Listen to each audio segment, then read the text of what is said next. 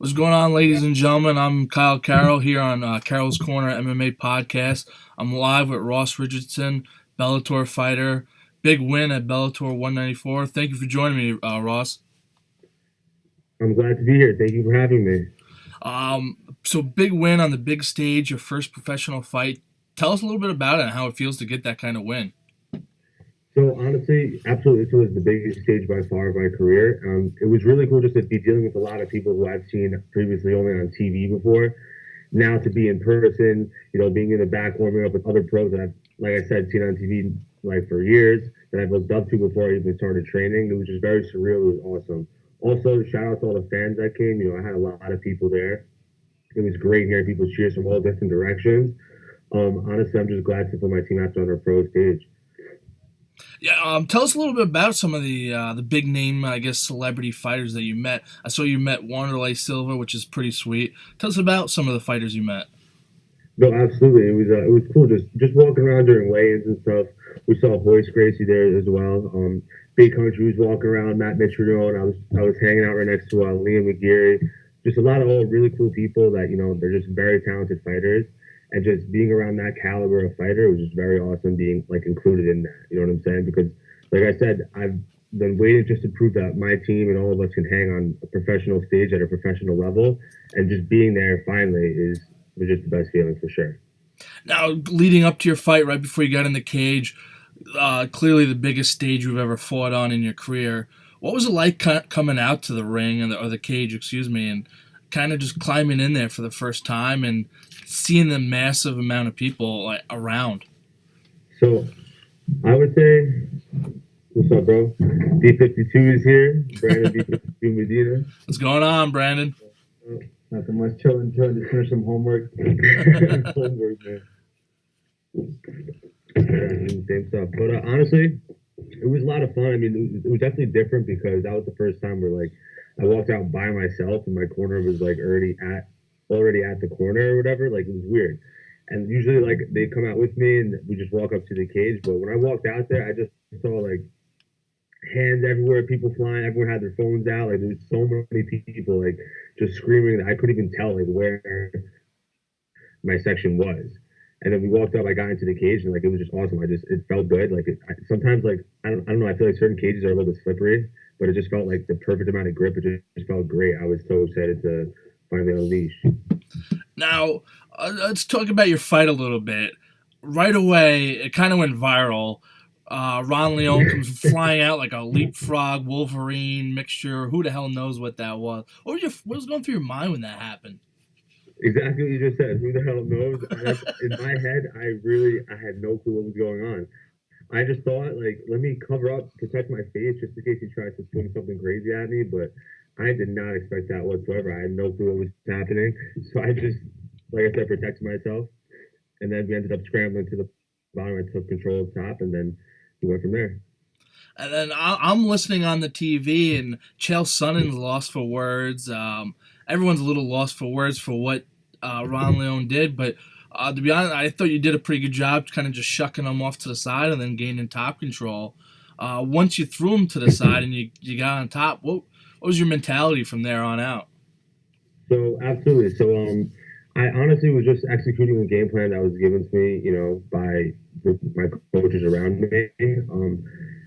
I knew that, to be honest, I felt that I was the better fighter either in the grappling or the striking exchanges. And not that if it was up to me, but I would have probably struck a little bit more. I would have just, kept it on the feet a little bit more.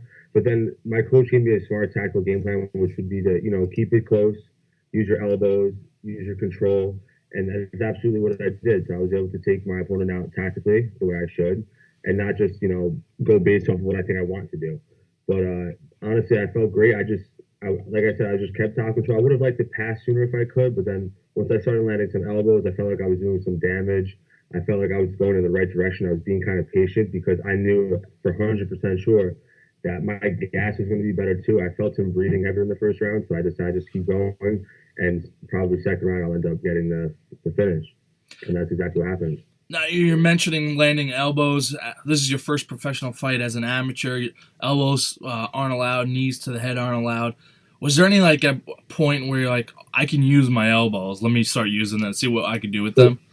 in all honesty, I've been saying this. Some people like my friends, like my teammates, like Brandon, Christian, everyone around me, even my roommate. I always say like, hey, like my first fight, I didn't fight with shin guards. I didn't fight with headgear. I went right into like a pretty much full rules MMA fight where I just put an elbow to the face and I put a knee to the face. And I was like, I was used to kind of like more hardcore rules like from the start. That I was Mm-hmm. like, listen, I practice elbows all the time. I practice my knees all the time. And it's like we control them in sparring. We don't really hit each other hard with them because it's very dangerous. But I've been feeling ready to throw elbows in a fight since, 3 fights ago, honestly. So I was just very excited about that because I knew I was going to translate over very well because we do a good job of practicing our elbows in training. Well, you threw an abundance of elbows. You controlled them very well on top. What kind of confidence booster does this give you leading into your next professional fight? Um, That's a good question. So I would say, I mean, it gives me, my confidence. Like I said, I got a lot of confidence from this fight because of my strength and conditioning and my new coaches with that. I feel like I said, I came in the best shape possible. The weight cut was very easy. It wasn't really a hard process at all. It was the easiest weight cut by far, and I think I've been the best looking shape, feeling wise, performance wise, so far in my career. That's really where I've gotten most of my confidence. What I did out there on the 16th, that is just executing things that I know that I can do. I know that I can strike with anyone. I know that I can grapple with anyone. So when my coach gives me a game plan, I execute it. I trust them and I get that done the way it is. Now you signed when you signed with Bellator. Was that a multi-fight deal or was that just a one fight because they were in the area? What's the I guess So moving forward that was process? a single fight contract. Regardless, unfortunately, I cannot fight for the next few months because of school. I need to finish up my last semester. Um, After that, though, I am looking maybe for October or something after that. We'll see kind of excuse me. I'm kind of crossing that bridge when I get there. I'm sure there's going to always be opportunities, so I'm looking forward to that. But like I said, I can't really make anything set in stone as of right now. And nothing wrong with a little rest while you finish up school, right? They said rest is best for healing the body. So, Well, you're talking about you're finishing school. Um, while you're doing this, obviously you're going to continue training. What do you want to work on or improve on, or just kind of what did you learn from the fight? Even though like it was clearly a dominant performance, did you learn anything from the fight that you want to bring into for your next fight? absolutely, I think is to constantly push the pace, never be comfortable, because at the end of the day, in that fight, everything pretty much went right. Everything went as expected. Everything, went the way that I feel it should have, or that I feel like I was capable of. But I'm ready to go through tougher challenges, and I'm ready to experience more adversity and prove that I can push through that adversity. I'm not here just to win a fight where I can be totally dominant the whole time. I'm also here to show that I have heart, that I can win a fight where I'm going against a tough opponent and I got to finish the fight in the third round, fourth round, or maybe the championship rounds. All I'm going to really do at this point is stay sharp, stay in good shape, and just continue to work on my cardio, my conditioning. Just pushing the pace and just staying uncomfortable. I learned to be uncomfortable during this fight camp, and it helped a lot.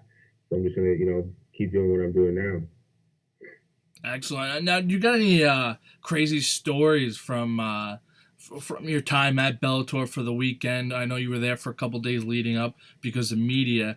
I interviewed Anthony Giacchino in the past, and he had some pretty wild stories. Now he was in New York City, so it's a different animal in there. But any interesting stories leading up to the fight? Um, I can't really say anything like too crazy happened because I was at the prelim fighters were all put at the hotel like off the venue site.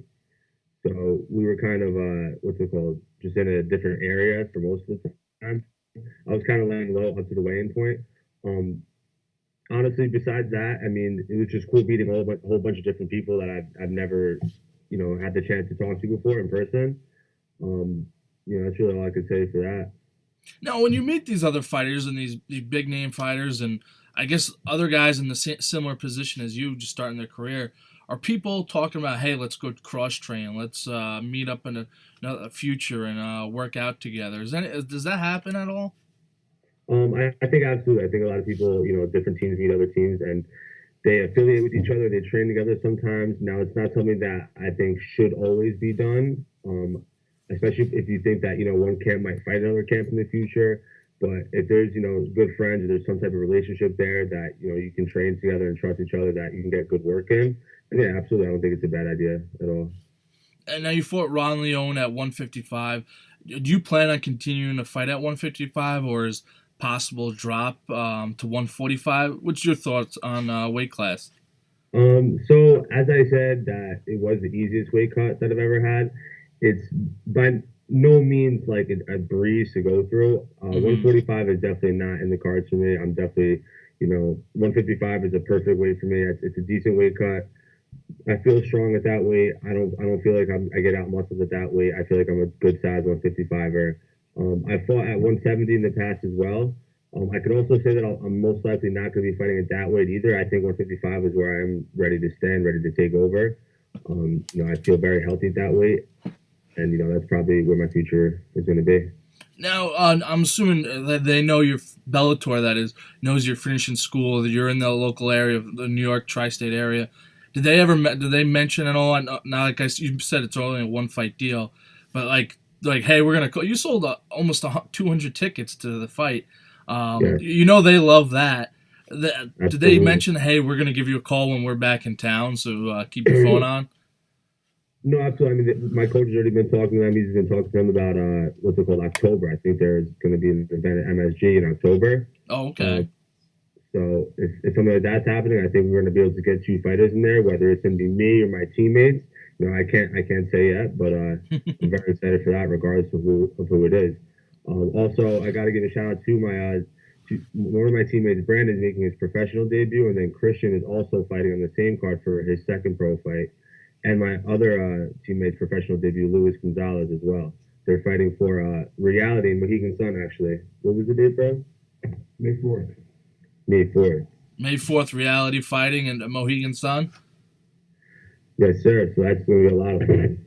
Awesome. Well, we'll definitely be in touch to talk to them on the podcast as well, because Brandon just finishing up a pretty solid amateur career. Ross, what can you tell your teammates who are just becoming pros? What can you tell them in the steps of advice, going into your first pro fight? I mean, honestly, the transition from amateur to pro, as crazy as might seem or feel, it didn't feel like, oh my God, this is so crazy to me. I felt like I was able to deal with the pressure. I was able to deal with like everything. To be honest, I get a lot of my advice from them. So it's like, for me to give them that much advice, like I already know that they're at the same level as me, if not even higher. It's like they kind of put me in this position. They taught me everything I know. I know that they're at this level too. So it just happened that I got the call first for Bellator because of my weight class. But I'm ready, I'm ready to see these guys at the same thing doing even bigger things. Awesome. Outside of your fight, what was your favorite night of the fight of that fight card? Because there's some decent fights there. Absolutely. Let me see. Favorite fight. So I know Roy Nelson ended up losing. I thought he won in that fight. That's pretty much the only fight I saw after mine. I paid attention to the fights, a few fights before mine, because after my fight, I went back to the hotel. I took a shower. I relaxed a little bit, got a change of clothes and stuff. But by the time I got back, I saw Roy Nelson's fight. The only other fights I watched were a couple of the lightweights. I saw the first lightweights that one. I saw Marcus Surin win. And that was pretty much all the fights I remember. Awesome. And now, this past weekend was a big, I guess you could say, combat fighting weekend. You had boxing going on, local MMA fight, amateur promotions going on, UFC going on, and then you also had high school wrestling that was taking over the whole country over the weekend. Stuff like that. Do you tune into stuff like that to see, I guess, the up and coming guys or the local guys and guys around your weight class? I certainly watch UFC MMA a lot. Bellator. I don't watch. I watch boxing sometimes as well. Like if there's boxing on, like maybe I'll have boxing on like the laptop and like watching the UFC on the TV, like a little bit of both. I tend to generally watch MMA the most. I don't watch wrestling as much, but I watch wrestling like I wouldn't say live. Like I don't keep up to date with that stuff, but I watch wrestling like YouTube or different videos, stuff like that. Gotcha. Awesome. Well, Ross, I appreciate you taking your time. Anything else? Anything before I let you go that you would like to mention or shout out or talk about? Anything you want to throw out there? Well, I would absolutely just like to say, thank you for having me on the show. Again, thank you to all the fans that came out to the fight. We're going to take over. If we fight again in MSG, we're going to take over. We're going to come even stronger, probably double the amount of people, triple the amount. I just want to say thank you, everyone, for making it such a great experience, and it was awesome. I look forward to the next one. Awesome. I'm looking forward to get back in the cage. Good luck with the rest of school, and congratulations on finishing up on your bachelor's degree. And thanks for taking the time. Thank you very much, Kyle. All right. Thank you, Ross. Have a good one. You too.